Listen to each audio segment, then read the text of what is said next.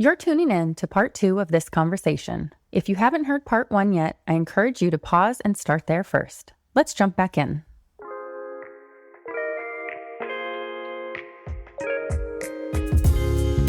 Welcome to Unspoken Lives, the podcast that uncovers the powerful, untold stories of everyday people. The real stories you don't always hear, but ones that deserve to be told. I'm your host, Kelsey Billingsley. In each episode, we'll explore journeys of growth, resilience, and transformation. Conversations with guests who have faced challenges, embraced change, and discovered new purpose along the way. Through their stories, you'll find inspiration, hope, and a reminder that every life has a story worth telling. Let's dive into this next unspoken life.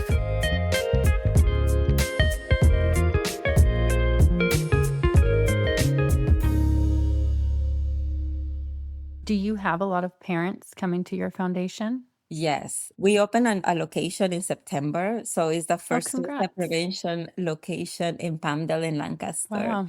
That was a dream of my heart that I had it for, oh my gosh, for maybe since I started this journey. Because, Mm-hmm. after losing Eric, I felt so lost and so alone. Yeah. And I remember the sheriff, when they went there at the location when he passed, they gave me a brochure. And the brochure was the American Foundation for Suicide Prevention. Okay. But then I'm like, that's it. What am I going to do with this? Yes, like I was so lost, so confused. First, it's like, what? My son died. Second, is like, what? It was suicide? Mm-hmm. What did I miss? I had a Yeah. lot of what ifs. Did you have some, was there a part of you that was like, no, you're wrong? Oh, I yeah. feel like that's how I would have this isn't true.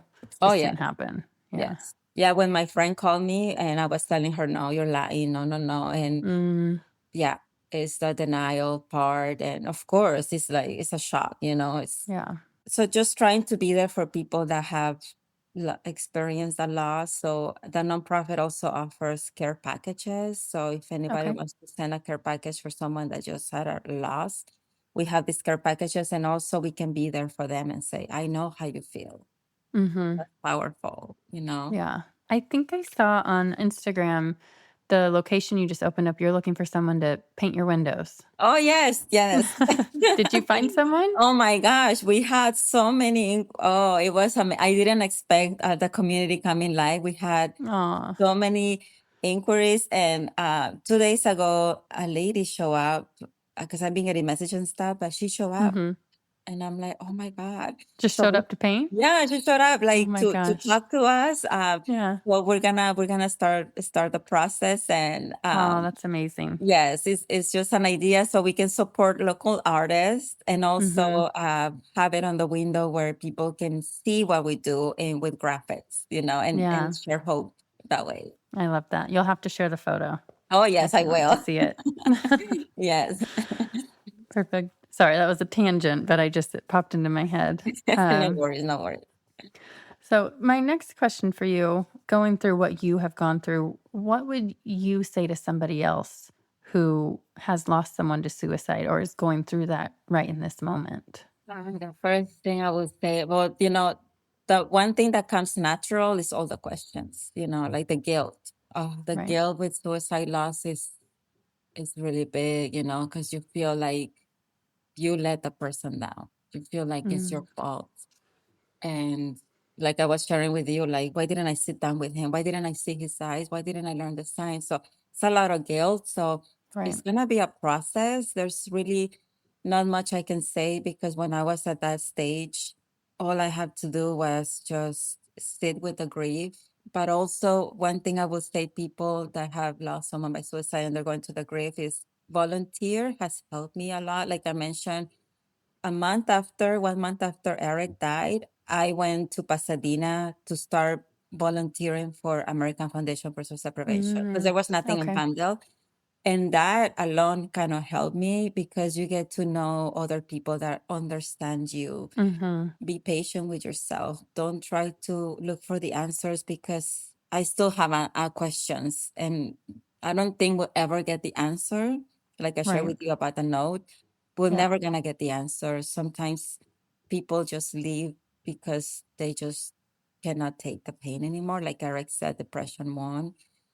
But please just ground yourself in faith, whatever that looks like. That saved me. Volunteer, be patient with yourself. And it's okay to cry or be angry or scream. You have to sit with your grief as much as you can. Yeah. Now, I want to go back to that moment you said you were praying, I think, on your living room floor for the first time. What do you think? Because obviously you're sitting through grief. I think you said 7 months. Yes. Okay. So 7 months of anger and grief, which is completely understandable. What changed that day that made you think, okay, I'm going to pray? I was just tired of being bitter. I was tired Mm-hmm. 'cause I'm not like that. So Yeah. I was tired to carrying this, blaming people, blaming society, blaming God. I was tired of the negativity that was absorbing my life, absorbing my relationship. I wasn't being a good mother to my daughter. In the grief, I lost myself so many moments because I was so into my grief that I forgot about her too, in a way. I Mm-hmm. forgot about my boyfriend. I started seeing little by little, I was losing myself and I wasn't doing any better for me or for my family. So Got I it. think I was getting tired of being that kind of person. And little by Mm-hmm. little, the old Jackie came and kind of like maybe started talking to me in the back saying, Stop. Yeah. And then you said the prayer and then everything took off. Yes, and it was time, and God has been so amazing. Now I have a better relationship with him than I had before, Mm-hmm. Yeah. because now, like I mentioned to you, like my compassion and the love Mm-hmm. and seeing life different, I never expected to be happy again. Mm. And now I can say that I am happy. Of course, I'm never gonna be the same happy as when my son was here. I'm Right. not saying that I'm better without him or anything, but he's still with me. He's with God. I love him, and everything I'm doing is just this pain. You can transform your pain to something good to help others, and with love, everything is possible. And just the fact that God forgive me for cursing at him, for blaming him, it shows me how much he loves me. Mm-hmm. And it shows, and I love him too. So. Looking back on those 7 months of anger, I know you felt alone during that time, but now looking back, do you see God in those moments? Oh God, yes. Yeah. He was there, just like I said, he was just there sitting next to me, because a lot of things could have gone wrong, because if I was that bitter and that angry, I could have got myself in trouble. I could have gone My Yeah. relationship could have be ending with my boyfriend. My daughter could have Mm-hmm. taken a different path. A lot of things could have gone wrong, but he was there. Definitely he was there waiting for me. Yeah. Okay. So I know we talked about, other people who have lost someone to suicide, what you would say to them. If there's anyone out there who's struggling with depression or, having these thoughts, what would you say to that person? Will say to them, I've been there, I understand, but please just reach out. I tell people it's okay to be sad one day, 2 days, but the third day we have to get the energy back and Mm-hmm. get up and stand up again. It's not easy. I know I've been there, like I said, but there is light at the end. The good days are gonna come, and this is only temporarily. It will pass, but please make sure you're grounded with the right circle of friends or Mm, faith or whatever brings you calm. You need to hold on to that. You have to hold on to the better days that are coming. yeah. That's beautiful. What do you think families or people out there right now misunderstand about depression? Someone who's going through depression or whatever it might look like. One thing is, like me, I used to think that people with depression were sad all the time, right? That's a Mm, lot of people that think that, oh, if you have to be crying or you have to be really sad. But no, depression is like people like me. Like you function in the community, you smile life.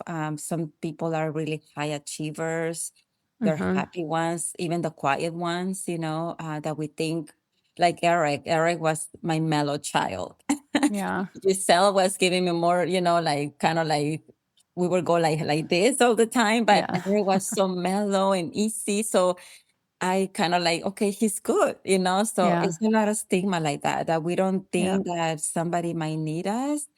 So that's one thing. And the conversation, like I mentioned, just because you see your family or everybody doing good, start checking in, you know, Mm-hmm. have a conversation, learn the signs, and the eyes. I see pictures of Eric, and his eyes are very kind of like the light is not there. And before I Mm. wasn't paying attention to the eyes.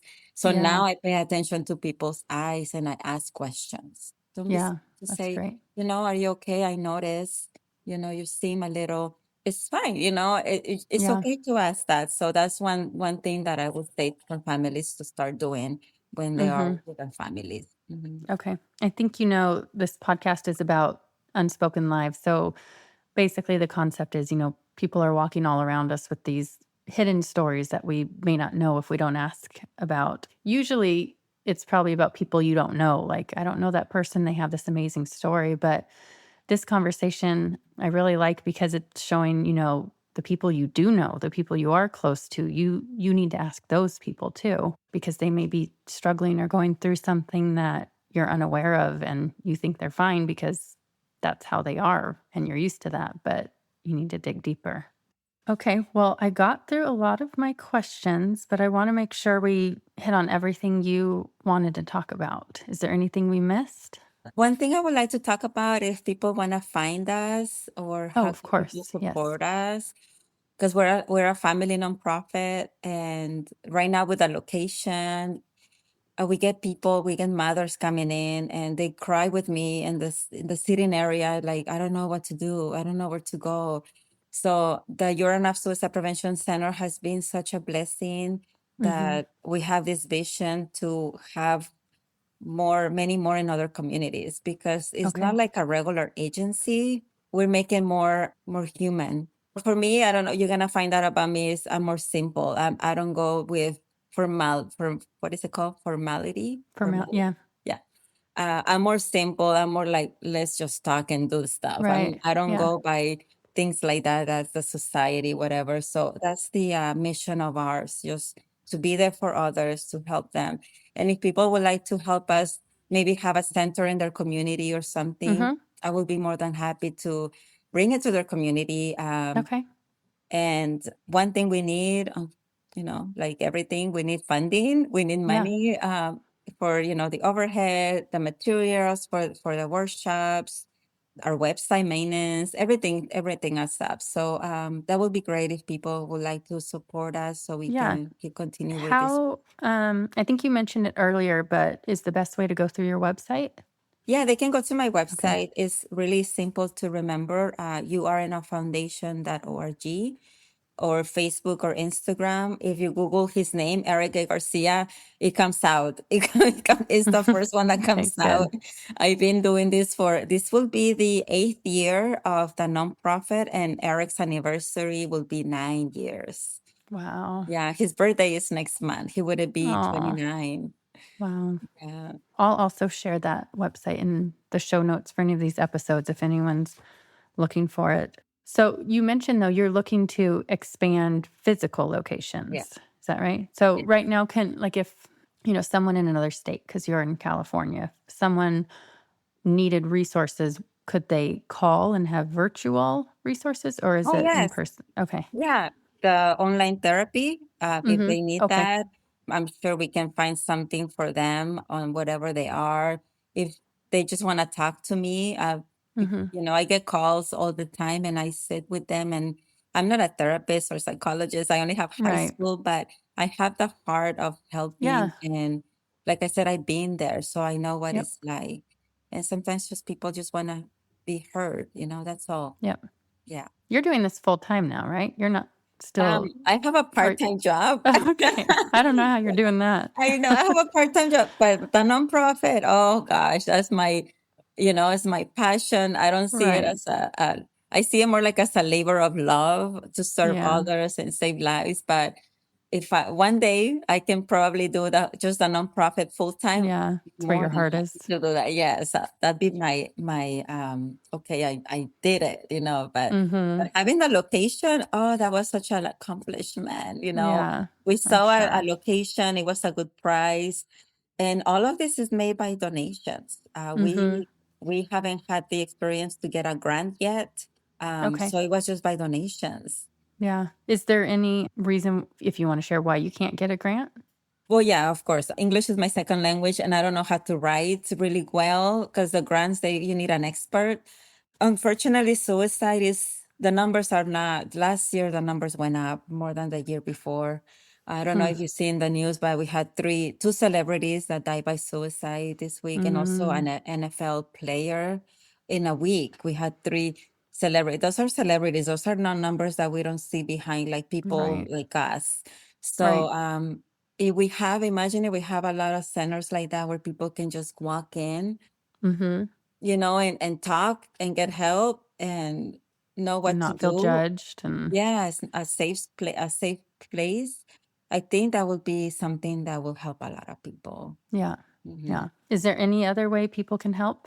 If you're close to us, volunteering always helps. Share our page, talk about it, come to an event if you're in the area, donate if you can, refer anything that you can think of, but and be the voice for somebody, talk about it. Okay. Perfect. I mean, I'm sure Eric is watching all of this. Yes. If you could talk to him today, what do you think he would say, seeing all of this work and advocacy that you're doing? He'll be embarrassed. He'll be embarrassed because he was so shy. Oh. And he'll be like, Mom, I can't believe you did all of this. So when I do his taxes, I said, I'm sorry, are you still doing taxes? Because I have to file the taxes every year. But I think Oh. he'll be both embarrassed and also proud. I think proud Yeah, I that think he'd be proud. his mom didn't stay in that because like I said, Mhm. I was going down, Yeah. and I think he got proud that I found a way to turn this pain to purpose and to help others, because I just thought, there's a lot of moms like I was, and I Yeah. had to speak, especially in the Latin community. Oh my gosh, that's a big no-no. You don't say mental Mm, health, you don't say loco, you don't say, those are words that we have yeah. to stop saying. But I want to say that. I want to say that he'll be embarrassed and proud at the same time. The I two can of those smile. combined is good. Yes, yes. I can see his big smile right now and kind of Yeah. shy. Yeah, I'm sure he's very proud. Does your daughter help out with the foundation at all? Yeah, she helps Okay. me when, for when we do the mental health walk, all my Yeah. family comes. I mean, Oh, without my nice. family, I don't think the nonprofit will be where we are. Mhm. All my sisters, my brothers-in-laws, my husband now, it was my boyfriend, now my husband, Okay. everybody helps. And every little thing, it adds up, and it's all year long. Like I have Mhm. ideas and they're like, yes, let's do it, so it's amazing. And for the Yeah. center, they were there, everybody was there building the furniture, putting a Mhm. frame, so it's built of love. So Yeah, what I a love love. that. That's great. Well, I really appreciate you taking the time. I know, like you said, this was a tough topic, but I loved hearing about Eric, about his life, and what you've built out of this grief and this pain. It's something beautiful, and I know it's going to help others. And if there's anything I can do to help spread the word, I'm definitely gonna spread this podcast. But anything else I can do to help, just let me know. Thank you so much. I really appreciate you taking the time, and we can talk and talk and talk. I feel so comfortable with you, and Oh, you're a good. beautiful person. I can see the Oh, goodness in your thank you. heart, and Thank you. That's it for this episode of Unspoken Lives. If today's story moved you, inspired you, or made you reflect on your own journey, hit that subscribe button so you don't miss the next powerful conversation. I'm always on the lookout for new guests. If you know someone with a story that deserves to be shared, I'd love to hear from you. Check the show notes for contact details and make sure to follow along on social media at Unspoken Lives Podcast. Until next time, keep listening, keep sharing, and remember, every life has a story worth telling.